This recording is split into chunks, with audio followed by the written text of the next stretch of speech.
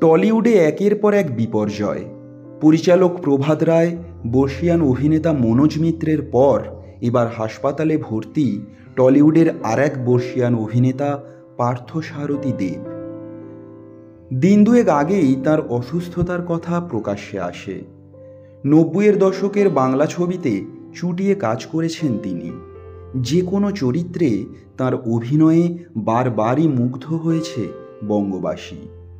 তাই তার অসুস্থতার খবরে স্বাভাবিকভাবেই উদ্বিগ্ন ভক্তরা।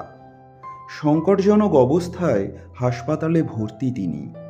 বিগত ১ মাস ধরে দক্ষিণ কলকাতার এমআর বাঙ্গুর হাসপাতালে চিকিৎসাধীন তিনি।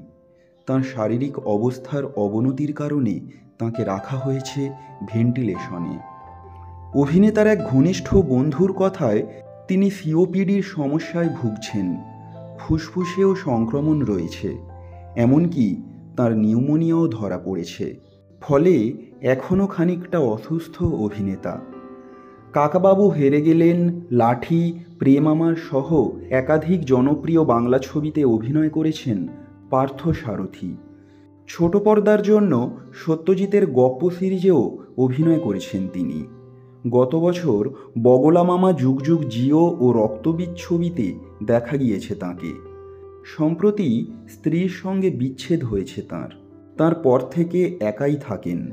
বিগত কয়েক বছর সিরিয়াল থেকে দূরত্ব বজায় রাখলেও তার বেশ কিছু ছবির ডাবিং এখনও বাকি রয়েছে।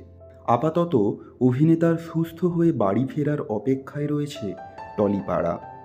জ্ঞানচক্ষু চ্যানেলের মধ্যে দিয়ে আমরা ওনার দ্রুত আরোগ্য কামনা করি। ধন্যবাদ।